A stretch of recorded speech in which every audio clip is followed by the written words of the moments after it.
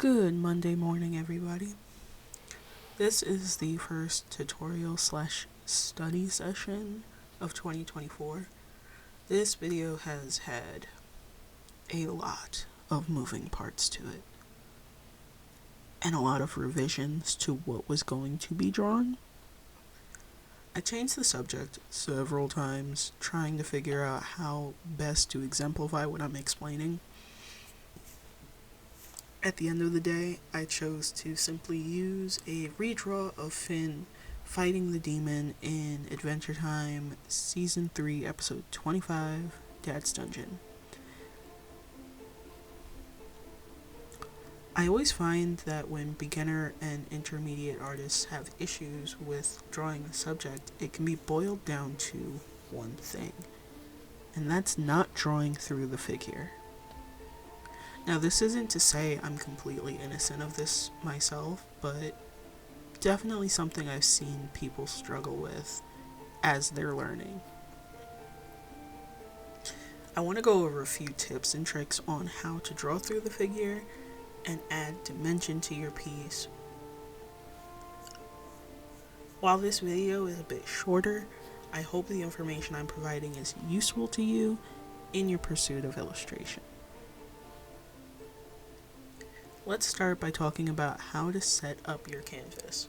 A lot of people now are using a program called PureRef, I believe, and while I appreciate what the program does, I also kind of don't see it as something I personally need to use.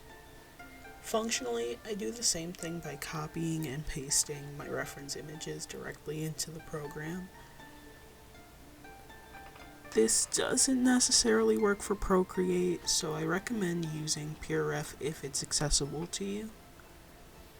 But if you're working on a computer like myself, then simply copy and paste your reference into your art program and you can go from there.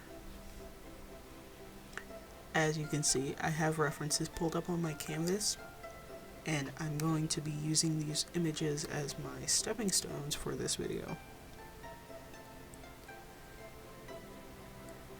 Poses like these are great for studying how to draw through the figure.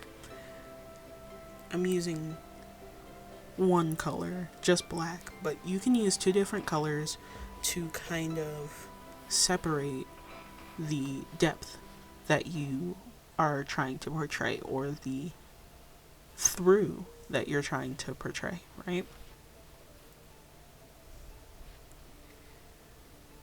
I've noticed that once you get into a flow state and really get a grasp on this process of studying, you won't need to use multiple colors.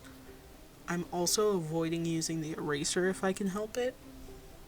I want every line to be present so that I understand where I could refocus or make sure that I'm following the vision in my head or the image that I'm working from. Quick side note. I know there are a lot of artists on this platform right now making a push to, quote, stop studying or stop practicing or stop using references. But personally, I think that's incredibly dumb. It's fucking dumb. If you're burnt out from studying and practicing, take a break. Stop studying and practicing. No one's forcing your hand. It's very much a personal choice. Just stop. Don't encourage others to stop the pursuit of knowledge because you're burnt out on it.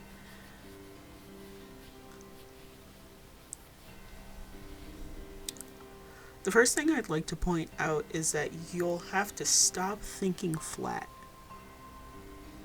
Now, when I say that, you're probably going to disregard it, but listen. Thinking flat is where this foundational skill goes to die. I'll say that again. Thinking flat is where this foundational skill goes to die.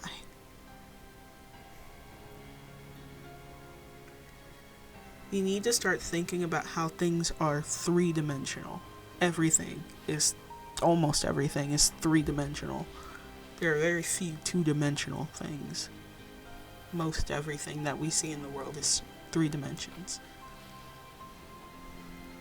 There's depth to almost everything. And in order to translate that depth into an illustration, we need to think past our typical 2D flattened thinking.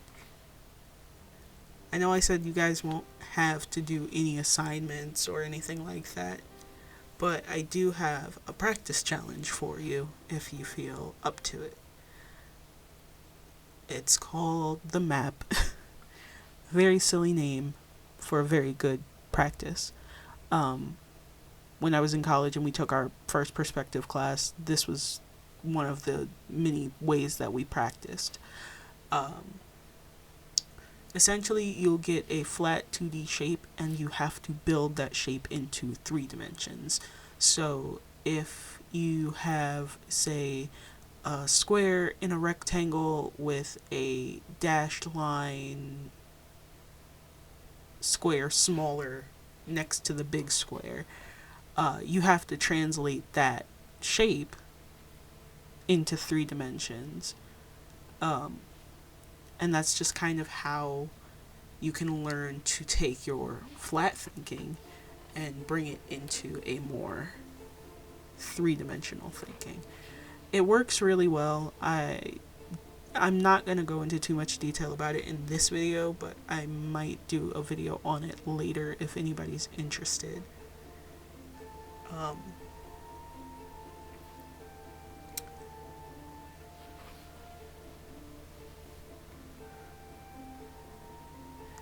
Next up, let's talk about breaking down your subject.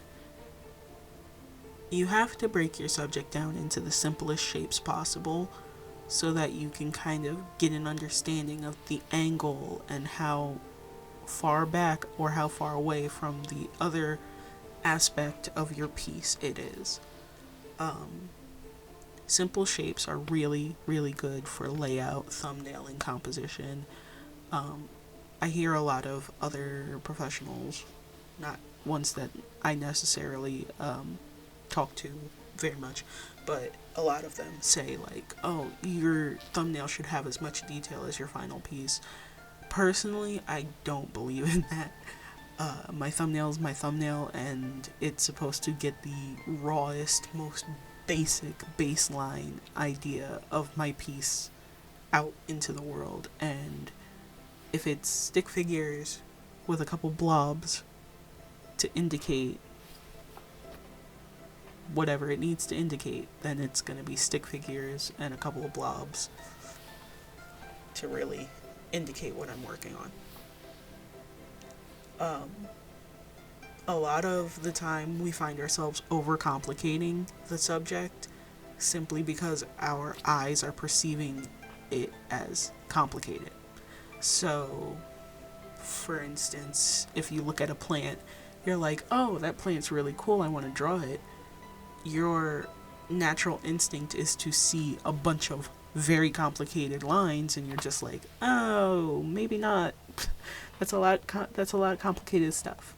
But if you break it down into a simple shape, like a heart shape with a few ovals cut out the sides, or a large pyramid with like a zigzag on the outside of it, you'll kind of start to get the idea of the plant simplified.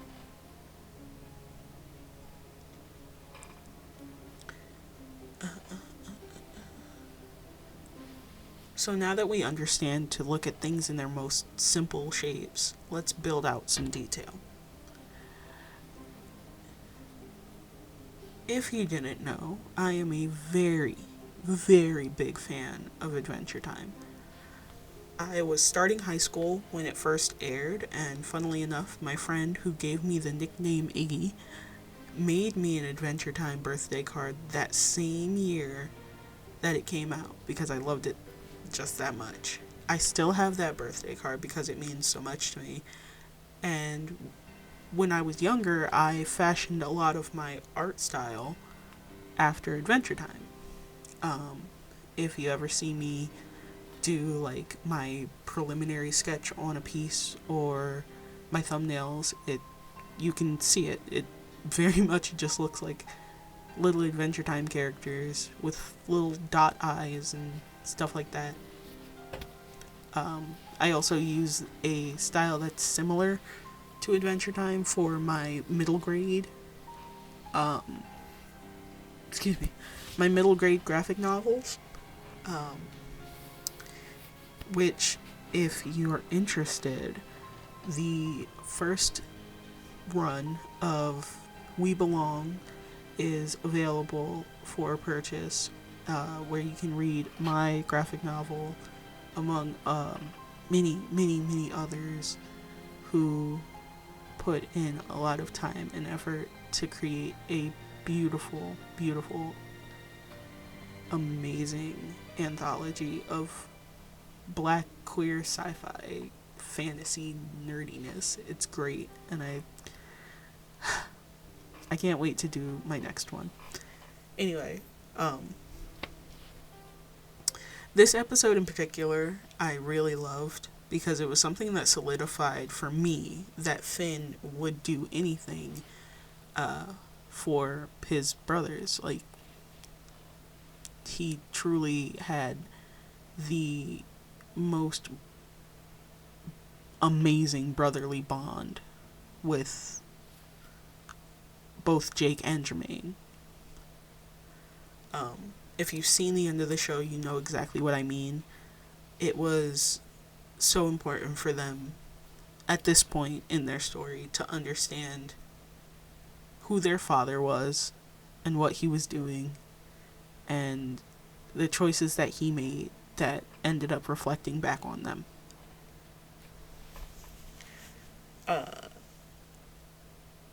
I especially loved the designs in this episode, especially the Demon Blood Sword. The Demon Blood Sword actually inspired me to do my first-ish solo 3D project for a new technologies class that I took in college. I 3D modeled the Demon Blood Sword, and it looks like the Demon Blood Sword, but I definitely have to like give myself major props, major pats on the back, because 3D is not my wheelhouse.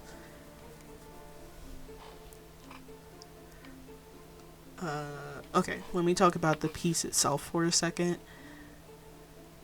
It took me so long to settle on what kind of shading I wanted to do and like how I wanted it to be perceived. Do I want it to be like a gritty action graphic novel look where it's cell shaded but there's like the gradients to it so that it has like that depth and color and blah blah blah blah blah.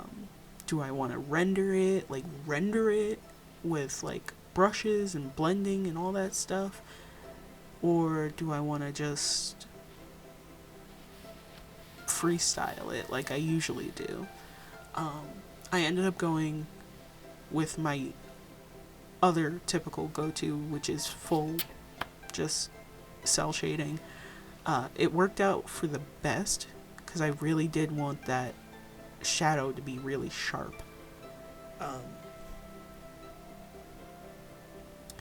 I also had a hard time with the sword because I just couldn't wrap my head around the lighting for the sword, if that makes sense.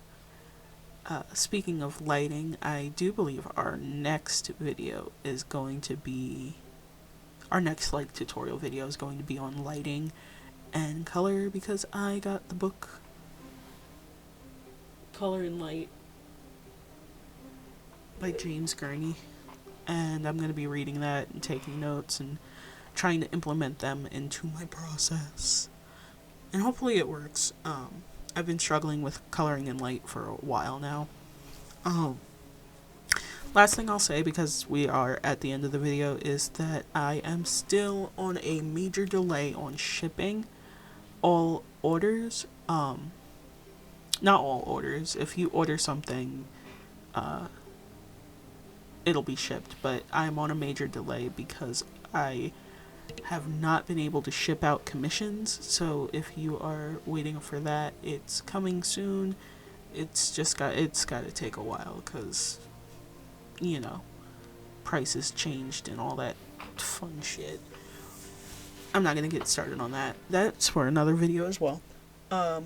Thank you so much for watching. Don't forget to like and subscribe to this.